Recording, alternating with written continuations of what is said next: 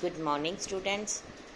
Today I am going to continue my lecture for plus 2 arts political science, and the name of the chapter is Security in Contemporary World. I have already taught you about the meaning of the security and types of security. Here we are studying about traditional notions, external security. In the traditional view of security, mostly जो threat है countries को, उसकी security को, that comes from outside the borders, that is neighbouring country. That's why जो international system है is a rather brutal arena, so that there is no central authority which is capable of controlling behavior within a country. जो threat है violence का, that is regulated by acknowledged central authority, means the government. अगर हम world politics की बात करें, there is no acknowledged central authority that stand above everyone else. But अगर हम सोचें तो जो यूनाइटेड नेशन है वो एक ऐसी अथॉरिटी है जो कि थ्रेट को रोकने के लिए एक बेस्ट इंस्टीट्यूशंस बन सकता है. However, presently constituted जो यूनाइटेड नेशन है वो क्रिएचर है, इट्स मेंबर, उसके पास अथॉरिटी है only to the extent that membership allow it to have authorities and obey it. इसलिए अगर हम वर्ल्ड पॉलिटिक्स की बात करते हैं, each country has be responsible for its own security. कोई भी ऐसी ऑर्गेनाइजेशन नहीं है जो विद इन कंट्री के अंदर जो वायलेंस है उसको रोक सके. That all depend upon the government. Next है, इसमें हम पढ़ेंगे अब ट्रेडिशनल नोशंस, इंटरनल सिक्योरिटी की बात करेंगे. By now you will have ask yourself, अपने आप से पूछिए, doesn't security depend on internal peace and order? How can a society be secure if there is violence or the threat of violence inside the border? How can it prepare to face violence from outside its border if it is not secure inside the border? इसलिए जो traditional security है must also therefore concern itself with internal security.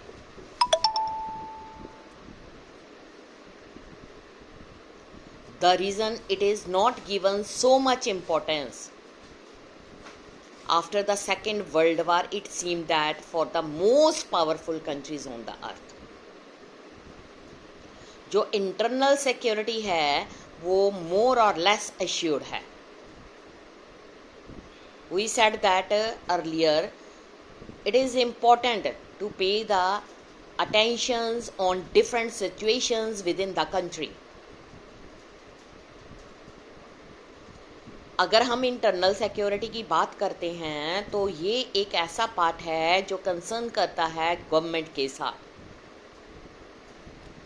अगर हम second world वार की बात करें, there was a context and situation जिसमें जो इंटरनल सिक्योरिटी है did not seem to matter as much as it had in the past. 1945 के बाद यूनाइटेड स्टेट और सोवियत यूनियन जो थे अपीयर टू बी यूनाइटेड और could expect peace within the borders. लेकिन मोस्टली जो यूरोपियन कंट्रीज थी, particularly the powerful western European country, उन्होंने किसी तरह के भी सीरियस थ्रेट्स का सामना नहीं किया, चाहे वो ग्रुप्स और कम्युनिटी थी जो कि उनके बॉर्डर के आसपास रह रही थी। इसलिए इन कंट्रीज ने मोस्टली जो फोकस किया वो था threat from outside their border.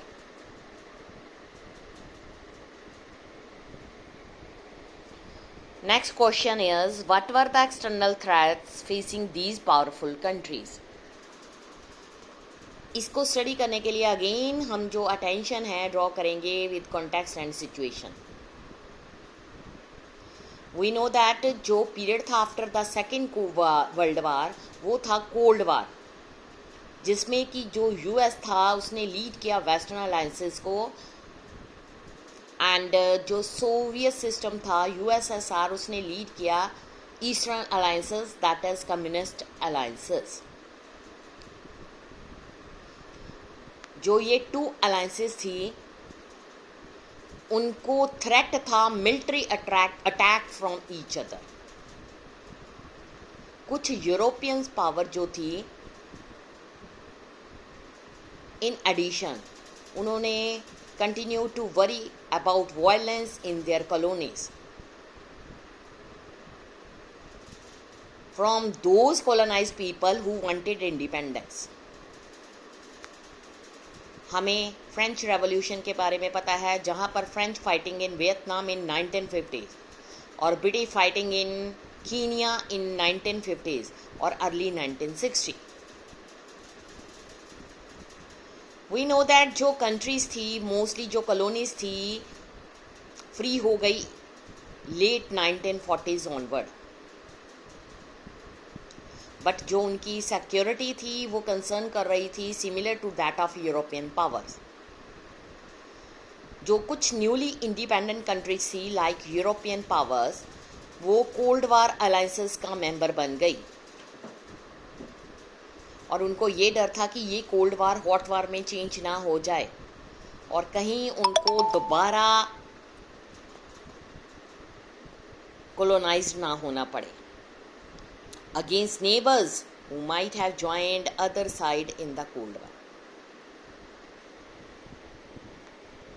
Against the leader of alliances, the United States or Soviet Union, or against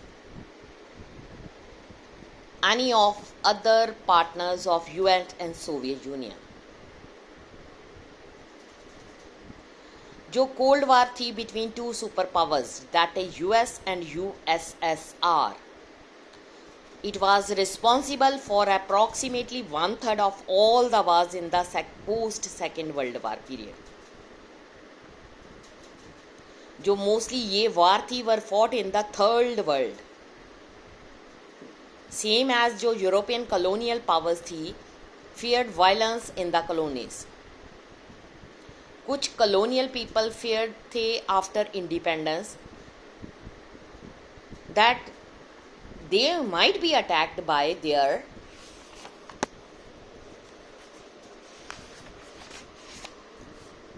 former colonial rulers in Europe, but they had to prepare therefore to defend themselves against an imperial war.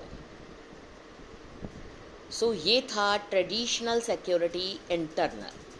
अब जो next topic है हम वो कल study करेंगे। Thank you students.